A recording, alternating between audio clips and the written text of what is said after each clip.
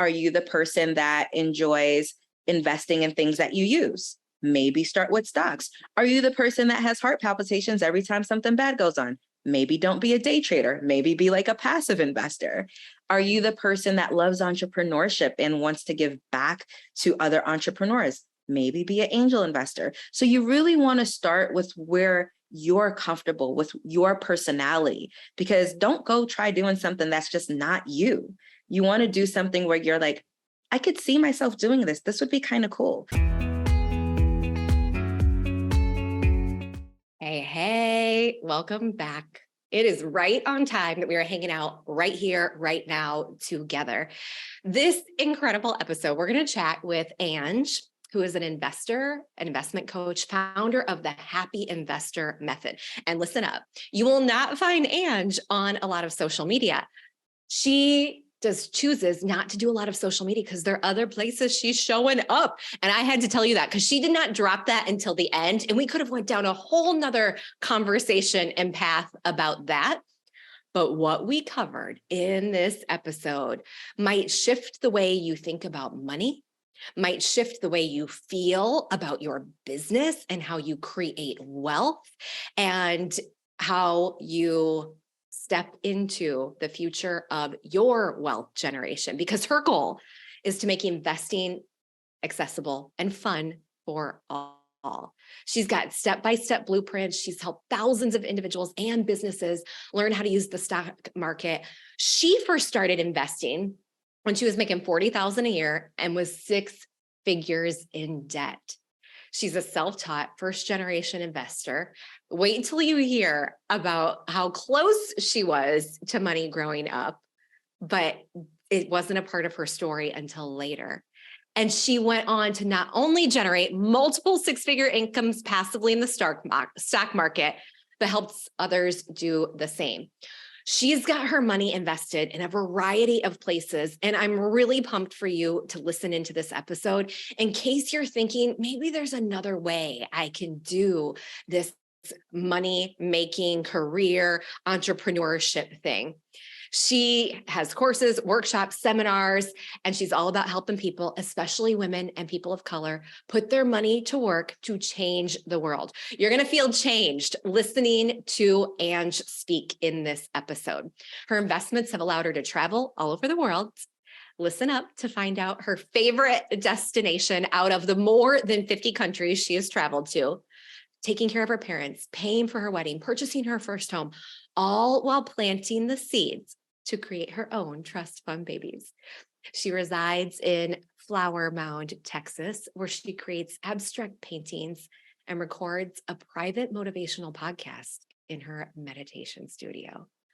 I mean, just that intro, what a beautiful variety of things that come up in Ange's life. And she's managing money, something very tangible, all balanced with that meditation studio. I mean, you just know there's going to be gold. So let's just dive right into this. And you've got to tag me in. I am on social. I'm Amber McCue on Instagram. Let me know what you think of this episode. Leave a review if you got a nugget in here, and definitely reach out to Ange at happyinvestormethod.com. This is going to be good. I can't wait for you to listen. Go. Okay, here you go. Ange, thank you so much for coming on. Thank you for having me. I'm so happy to be here. Oh my gosh, me too. And we were literally just chit-chatting a little bit before we started talking. I'm like, can't talk anymore. Have to hit record. Because you just started to tell me that you traveled a lot. I know.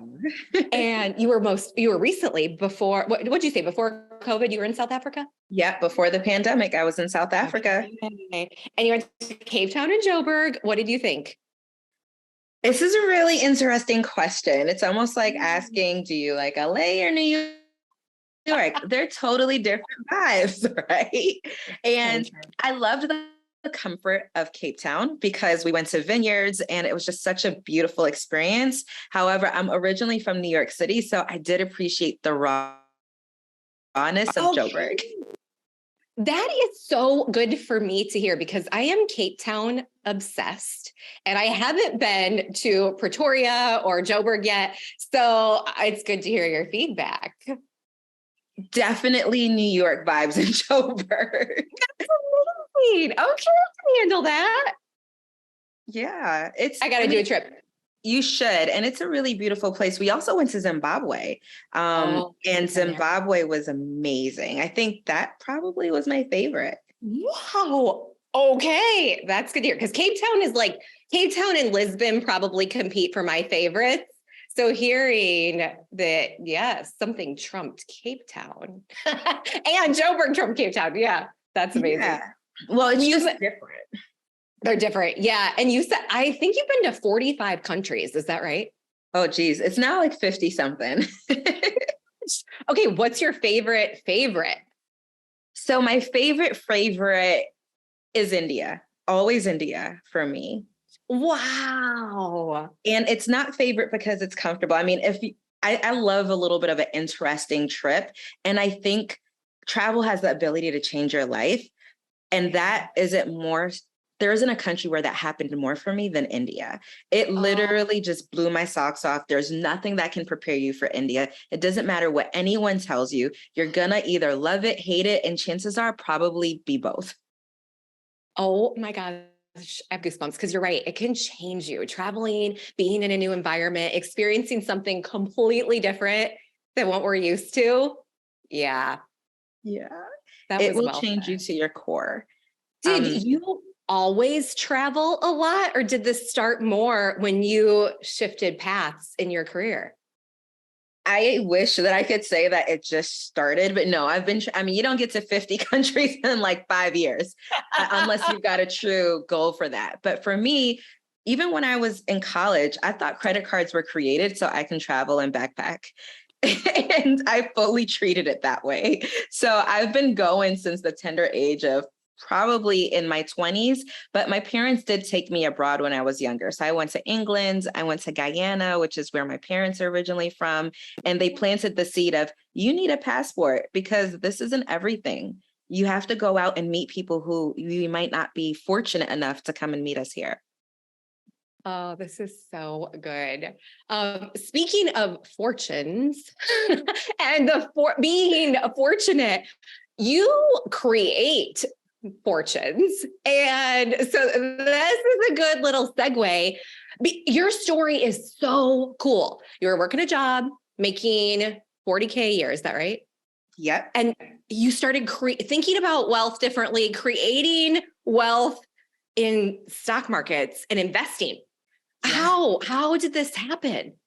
So it's really funny because I think everyone just needs one bad relationship to set you right? Whether this is a romantic relationship, whether this is a financial relationship, a work job relationship. And for me, it was my work job.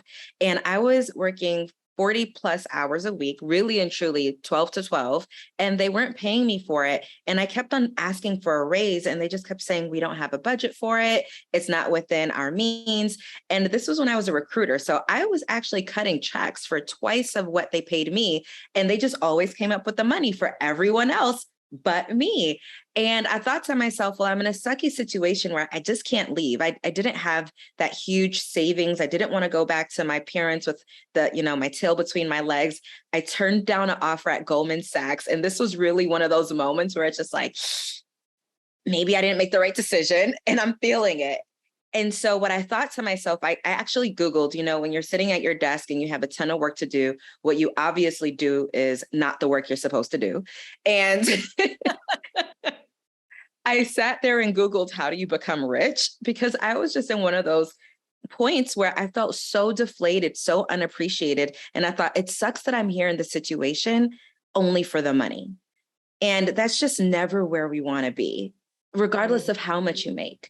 And so I Googled that and they said, hey, if you're going to be rich, and it took me a couple hours, I was sitting there with a million tabs open.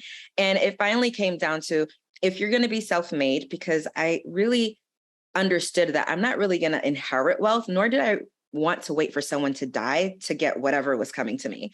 And so they said, you're either going to have to start entrepreneurship or you're going to have to start investing. Most self-made people do both. And I thought from then on, you know what? here we go. We're just going to try to do both.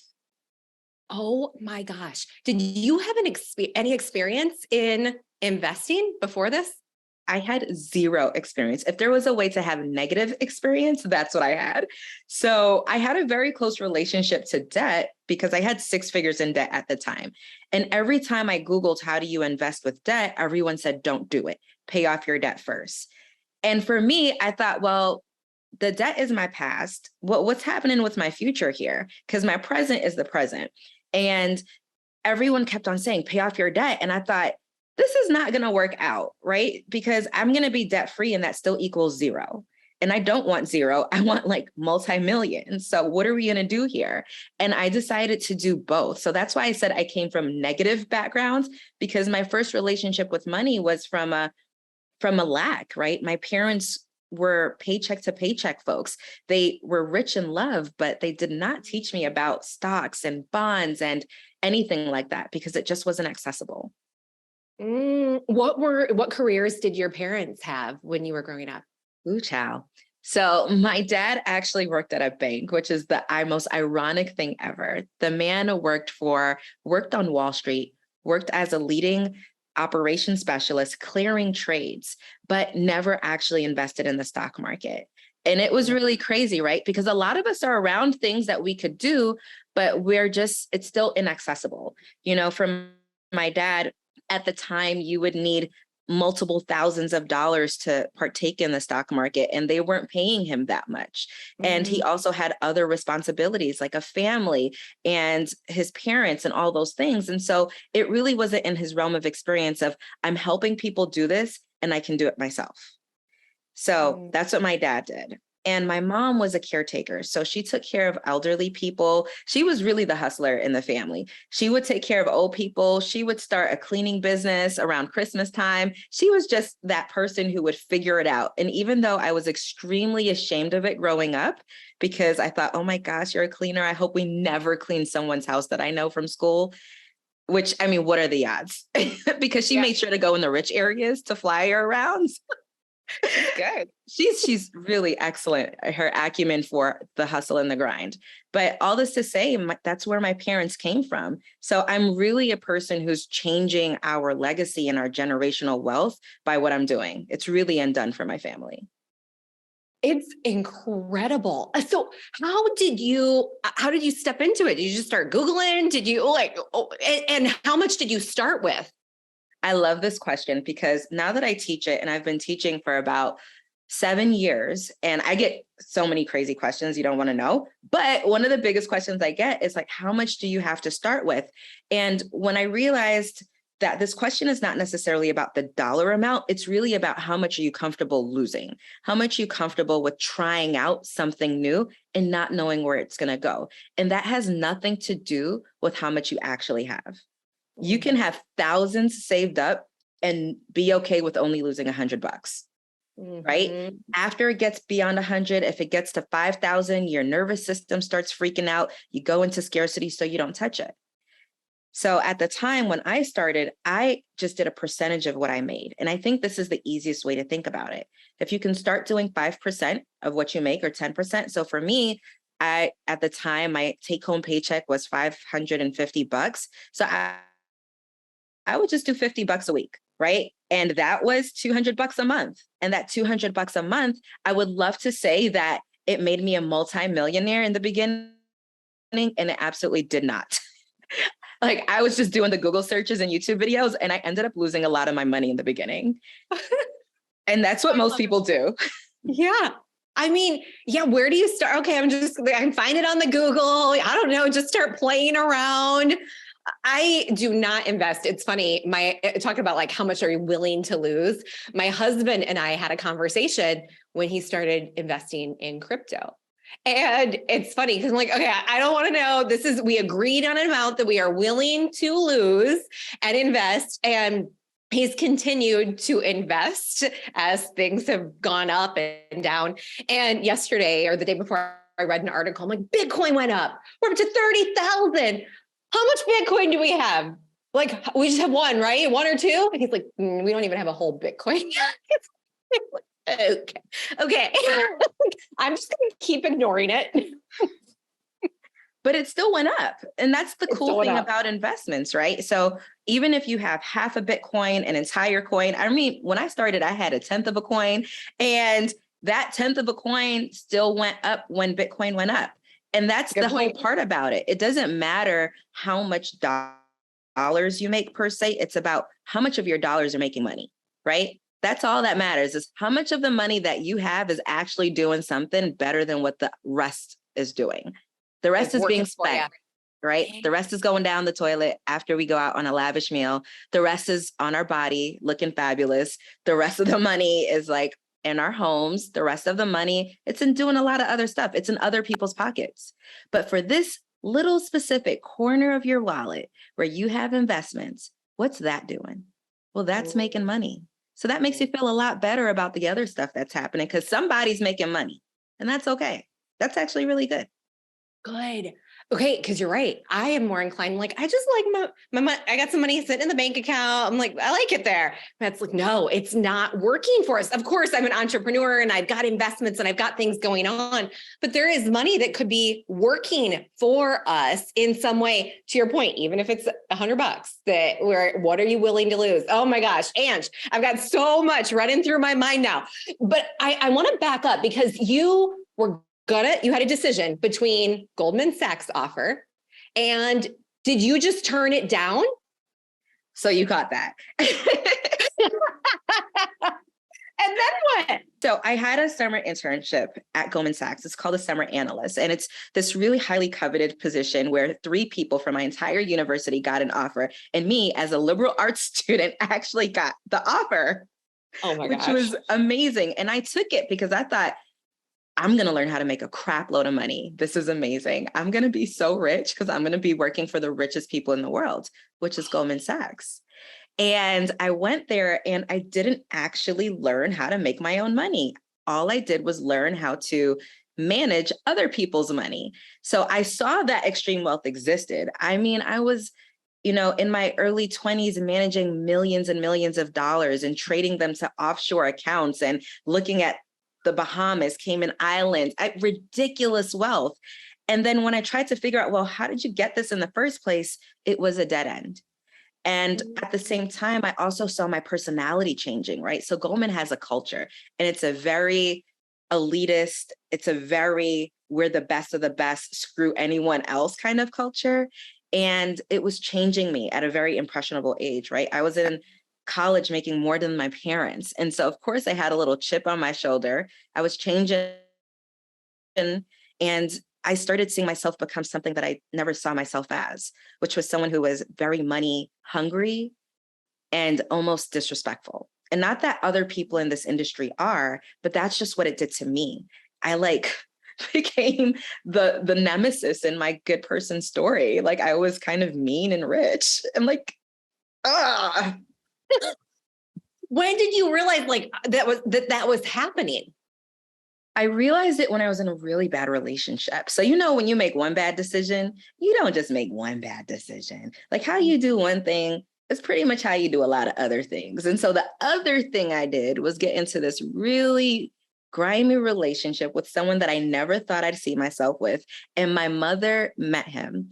And this lady looked at me, and then she met him, was super polite. And then at the end of the evening, she came to me and she just said in my face, Ange, my spirit doesn't agree with this person. Oh, clutch the pearls on your neck. Yes. Yes.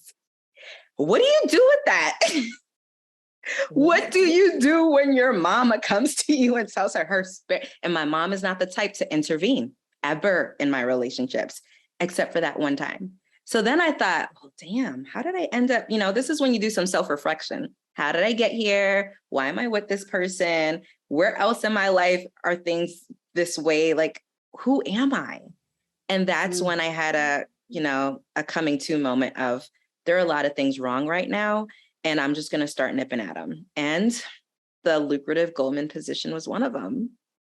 Okay, so you started down the path of entrepreneur and invest before you quit, or you quit and then started down that path?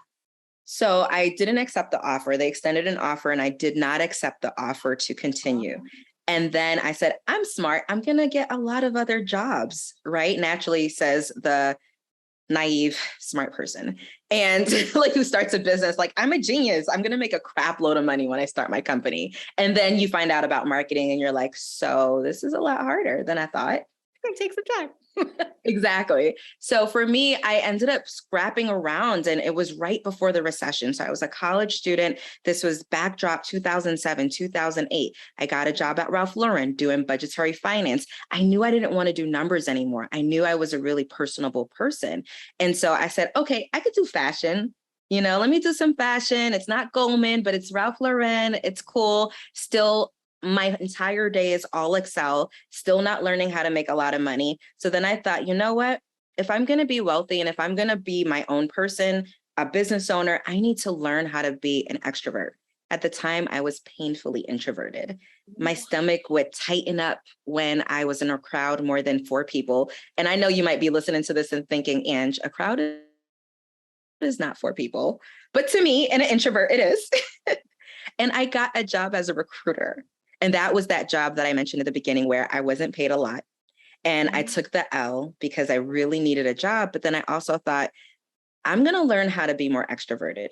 And I'm going to learn because you're paying me to be extroverted. So I'm going to learn the skill of connection and understanding humanity and negotiation, as well as the ins and outs of a business based on recruiting talent.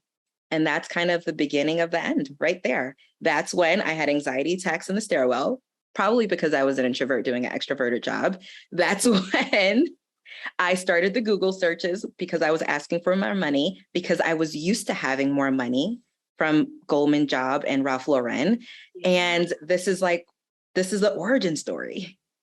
Oh my gosh, wild. And it's so interesting how you stepped out of, right? Okay, Goldman Sachs job, we are not in alignment. Let me go Ralph Lauren pit stop to way not in alignment. Like, I'm going to push myself even further out of comfort zone. But this is when we start to experience, learn, like, okay, no, I've got to remember where I just heard this quote. I'll think of it. But the gist of it is that if you don't allow yourself the opportunity to hit rock bottom, you're not allowing yourself the opportunity to fully heal. And I was like, oh yeah, like I resist that rock bottom, and you just like leaned into it. You're like, I'm going to keep going. I am not happy. I'm going to try to push myself out of my comfort zone a little bit more. And it opened things up for you.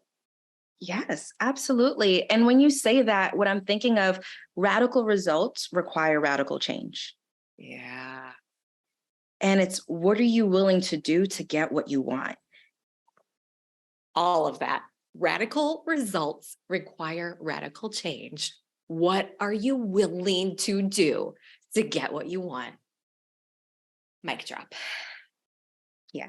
I'm not advocating getting on the pole, by the way.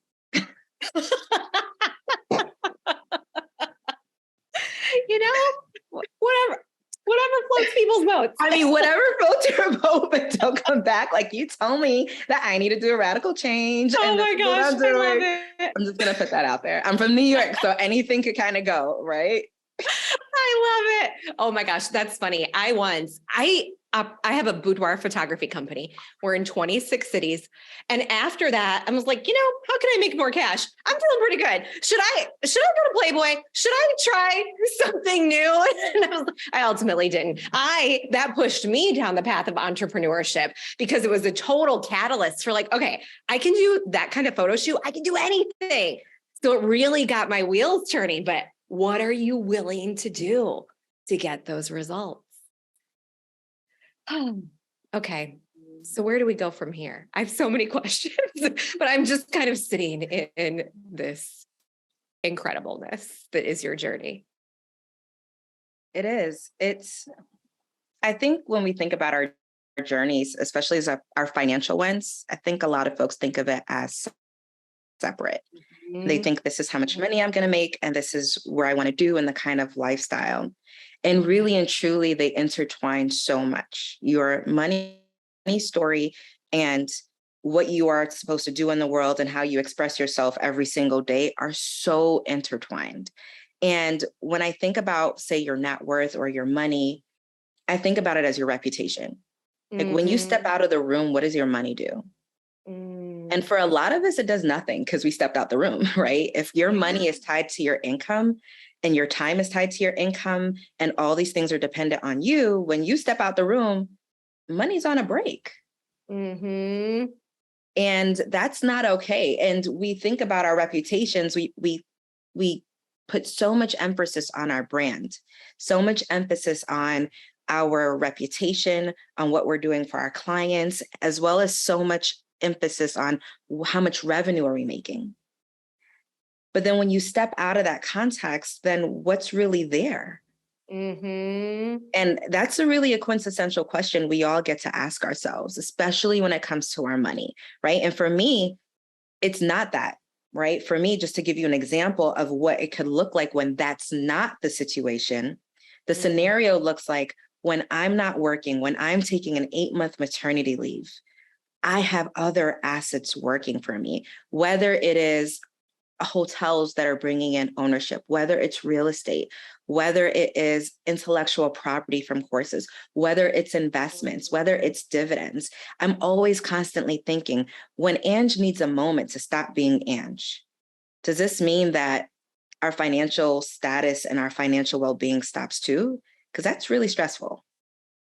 That is a stressful thought, which is the case. I just came across a news article of how many people are living paycheck to paycheck. And the number right now is just ticking up because of global financial circumstances. So how do we get out of that cycle and start this journey to have our money working for us when we need that break? Because people need a break right now too. We do. And I call them blinders. So oftentimes people talk about competition, comparison. And to me, I think it was Tim Ferriss where I got the idea of don't look at the news. If something really crazy is going to happen, you'll find out about it. Yeah. And I feel as if this is a bad thing to say, but it's been a long time since I've actually sat down and watched the news. And there are many reasons for this and benefits.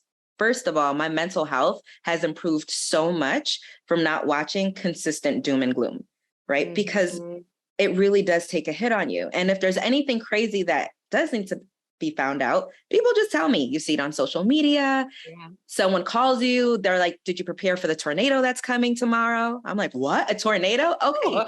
Right. So it's little stuff like that. You put it out to the universe. Universe, if I have to know something, let me know. Same thing for even this episode, right? Somebody is thinking, maybe I should start investing or thinking about it. And then this episode pops up. Universe has got you. So when you start thinking about universe has got you, the universe has got you. You have got you, regardless of whatever is happening around you. And the only way to understand that is to put your blinders on, almost as if you're thinking about a horse at the Kentucky Derby. And do you ever notice how when horses are running, do they get to see what the other horse is doing next to them? No. Nah, they've got blinders on. There's a reason for blinders. So once you have the blinders, it's almost as if you have headphones. Everything else falls to the side. You put your blinders on and you say, where am I now and where do I want to be? It doesn't matter what's happening in the world. It really doesn't, because you have your own personal power.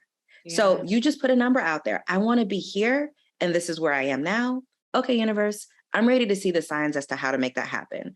Okay, nervous system, I'm going to do it even though it feels really uncomfortable. Okay, mind, I'm going to use you as the tool that you are to help me figure out this and to use discernment, right? And as you start thinking about these things, you start actually planning. I didn't think it was possible to be a hotel owner. I really didn't. Come on, like who owns hotels? Yeah, who owns? I didn't know. Wait, you own hotels? Tell us about your investment collection portfolio. Here. Okay, so I can talk about the portfolio, and this is really unique because I don't really talk about it as much, but I will now. And the reason why I don't talk about it as much because I talk about my clients, and I just teach a lot. And so for us right now, what's in my portfolio, we've got 2 hotels. They're not whole ownership. I'm investing with 30 other investors. We each put in pooled our money together and we own 2 hotels, one in Kentucky. Probably that's why I said the Derby, because that was a part of the revenue model for that hotel and the investment thesis. And we also have one in Indianapolis by the Indy 500. So of course you can tell sporting events and having hotels around those was the investment thesis there. I recently acquired a position in SpaceX, which is really cool because I've always wanted to be an astronaut and probably that won't happen. But I own a spaceship in some weird way. So that's cool. We've also I got a crap load of stock. So I have a lot of stock in companies because the stock market's been around for generations and I'm banking that it will continue to be around. So that's the way I make my money insurable. I know that the stock market isn't going anywhere and our entire life relies on it, our entire economic system, and the government will never let it fail. 401k, all of that. So that is insurance to me. That actually makes me feel good. So ton of stock. And my kids have companies, investments as well. And I also am an angel investor. So I have some positions in other companies. It gets really fun. I have debt. So people ask, it's so funny, right? I had a whole lot of debt, 6 figures. And now we own debt in terms of we loan people money, businesses money for collateral. So I have a deed to a cannabis farm in Massachusetts that also owns like the local newspaper. I don't know, but it's just wild and crazy how fun money can get. And I'm learning just as much as anyone else. It's just that I share what I learn. Yeah, you share what you learn and you're learning and you said it well when you're like checking with the nervous system, like it's going to be okay. We got this. Because those feelings come up. I was sitting here thinking, I want to be Ange when I grow up. And like, okay, I start feeling things and okay, navigate through that. Because everybody's got a beginning wherever, if you haven't invested $1, if you're just at the beginning or you've got some invested, but you want to multiply it, which leads me to the question, how do you start down this journey? Are stocks the best place? Is it what?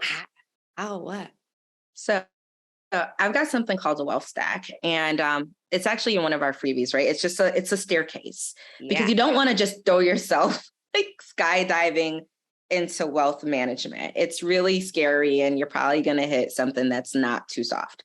And so have you ever heard the phrase like just leap and the net will appear? I love they're like, don't do it. Don't just leap that. And watch for the net. Don't you do that, friend. You go and make a net and then you leap. You make the net. Yes. Go make the net and then we leap, right? Go and get a pillow or something, put it down and then do pillow at least. Exactly. And the net for me is education, right? So a lot of people go wrong where they just act and then they're like, I'm just going to learn on the way and wing it. Well, all that's going to do is prove to yourself and that inner self, a part of you that's always waiting to be proven right about how you mess things up. That part is just waiting for you to mess up. So we actually have to be quite cautious because we don't want to serve the wrong narrative. We don't want to serve the narrative from when we were 20 something and made our first money mistakes. We want to serve the narrative of, wow, we're well into our 30s and 40s and 50s or however you all are, and you've done amazing money things. And this is just one of them. And the way to reinforce that is to create a plan. When you create a plan, you get information. So you just want to kind of understand the landscape of investing. You want to do a pulse test, right? And say, am I the person that enjoys having tenants? Maybe not. Am I the person that would enjoy having tenants and enjoy seeing property and having something physical? If yes, maybe start with real estate. Are you the person that enjoys investing in things that you use? Maybe start with stocks. Are you the person that has heart palpitations every time something bad goes on? Maybe don't be a day trader. Maybe be like a passive investor. Are you the person that loves entrepreneurship and wants to give back to other entrepreneurs? Maybe be an angel investor. So you really want to start with where you're comfortable with your personality, because don't go try doing something that's just not you. You want to do something where you're like, I could see myself doing this. This would be kind of cool. Like it would be cool for me to own Lululemon because I love yoga and I have a crap load of Lululemon clothes. Mm-hmm. That sounds okay. Like go for it. We're on a MacBook computer right now recording this. Own some Apple. Own some Apple. Yeah. Those people who bought Apple back in the day. Oh, yeah. Oh, nice move. Of course you did. I love it. I recently released a video showing people what a beginner portfolio looks like. And I had 6 stocks in the account. And Apple was one of them. And all you see are like 40 rows of Apple trades. Seriously. And no shame. Some of them were like $50, $20. Like it was literally me investing whatever I can in the moment. And then it got up higher where it was like $100, $1,000, right? And just to show people that in the beginning, it's going to be awkward and weird and scrappy. And that's okay. Because at the end of the day, I still had Apple stock, even if it was just 0.2% of Apple stock. And it matters because now I ended up paying, when you look at the numbers, like $24 a share for Apple. Yeah, that's pretty good. That's pretty damn good. Oh my gosh, this is so fun. What is, of all of those things that you mentioned, outside of stocks is your favorite, huh? You said you love that income it brings. Yeah, okay. No, we'll just leave it there because I have a different question, which is your primary paycheck, your primary way of earning comes from stock investments or comes from education, or where would you say, like, because there could be the dividends, right? And actually maybe explain what dividends are, wrap it all up in there. So my primary income right now is through entrepreneurship, so businesses. And what I do is I take because I have catching up to do. I didn't, they say these things like, oh, if you invested when you were 22, you'd be a millionaire by 35. And I'm like, friend, that was not me. I was 6 figures in debt, just trying to figure it out. Okay. A hot mess. So for those of us who have catching up to do to retirement, I make money and I invest the money. So I probably invest about 30% of what I make. And all I'm doing is making sure that over time, it's going to be 20%, then 10%, right?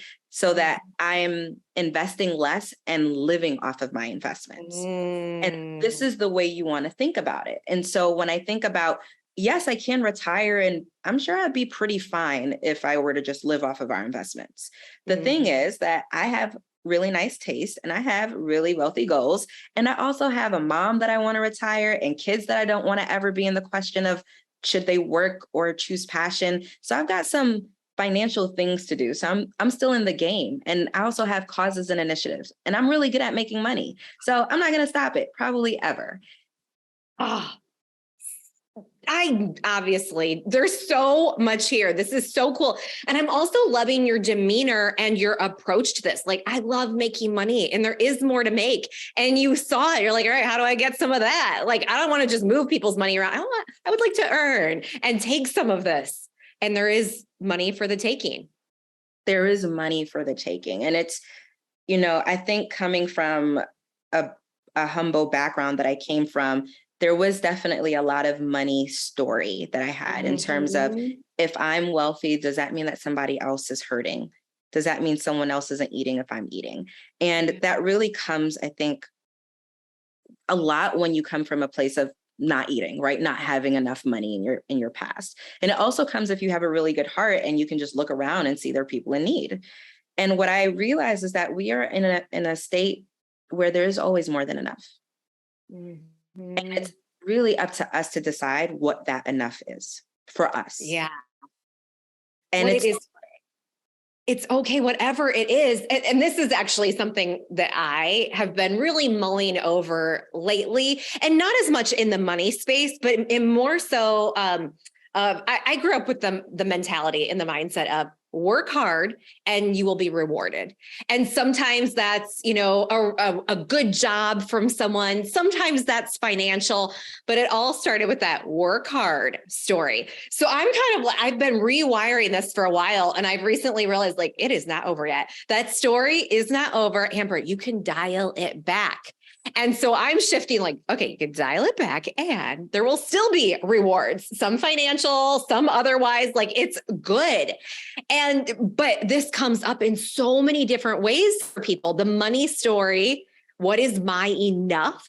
How do you determine that, whether it's in money or in another area of your life? Because you're motivated. You are such a joy and delight, and you've got passion. And I just imagine there are like all of these things that you could do. How do you bring it back and decide like, no, this is it. This is enough.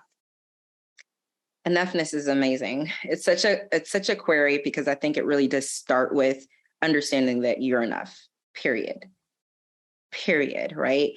Regardless of how much I have or don't have, I'm still enough. Regardless of how much time I have or don't have, I'm enough. Regardless of how many things I do on the checklist or don't do, I'm enough. And that is something that's like, and even as I say it, my voice trembles, because this is also something that I have to constantly work on, especially as a high achiever. My body temperature is rising. Like, I'm noticing the triggers that my nervous system puts out to know that we're on shaky land right here. And how do you measure enoughness with your goals and the work that you have to do on the planet, right? As well as the lifestyle you want to live.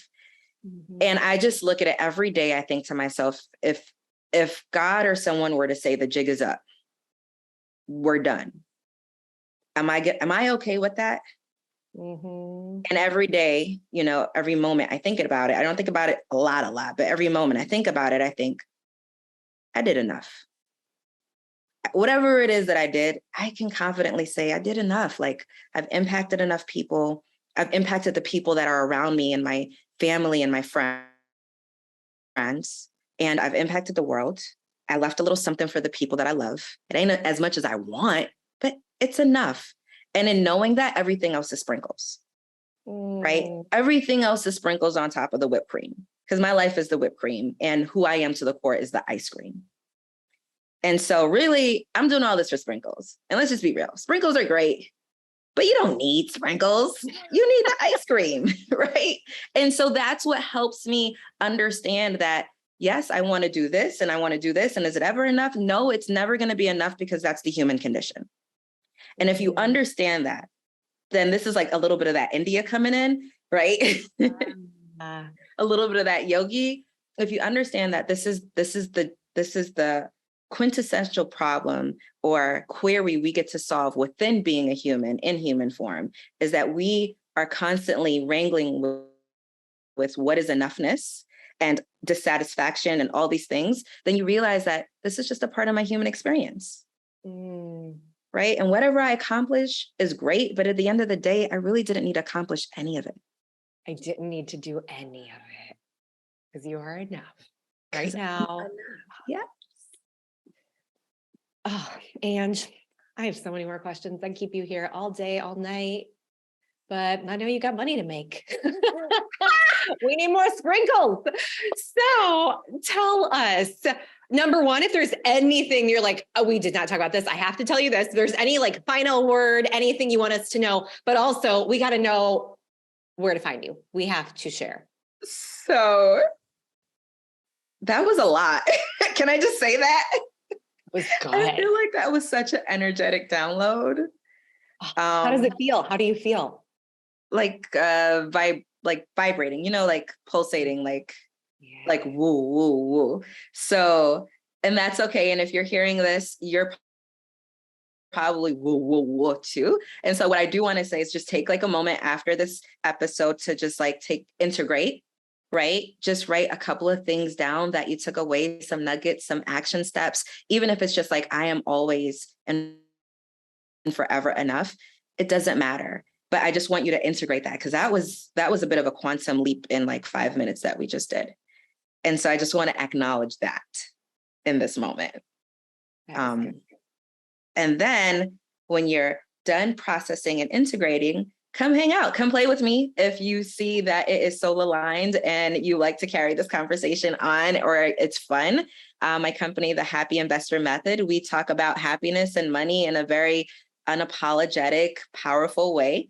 And we've got a lot of goodies on our site. So just go to happyinvestormethod.com. A lot of folks are social on Instagram and all the things. I'm not. I really value my time, my personal space, and my mentality, if you cannot tell. So you're going to find me in the inbox. So put your email in. I'm super old school. When I have something to say, I'm going to say it. It's totally not even like a weekly email. I'm not even all that together. I'm like, when I got something to say, I'm going to tell you. If there's something going on that I think could make you money, I'm going to say like, hey, by the way, did you notice this was happening? This is how it's going to impact you. And that's the best way. I love working with my clients to help them create radical shifts in wealth. You just dropped another gem there at the end. They're like, nope, not going to be on social, because so many people I talk to right now are like, oh my gosh, what do I do? How do I do this? You don't even have to. It ain't paying me. People need to get on over to happyinvestormethod.com to follow how you grow, create, build wealth, be an entrepreneur, or invest in other ways, and get off the social if that's what you want. Yeah. You don't necessarily have to always watch other people's lives. You can make your own. Oh my gosh, Ange, you're amazing. Amber, you're amazing. You're so amazing for having this conversation. I mean, such a gift. Way to be a leader and be intentional. Oh my gosh. Thank you. I'm so happy to have had this time with you and grateful. And you haven't seen the last of me. I don't want to. I'm going to be at your kitchen table. Oh, thank you again. Everybody, go find Ange, happyinvestormethod.com. Get those emails, get the wealth ladder. The wealth stack. Yes, that's our freebie. So when you put your email in, you'll get a freebie as well as like an affirmation. It's really fun. We will get your right brain and your left brain on board with becoming wealthier. Thanks, everyone. Thanks, Ange. Thank you.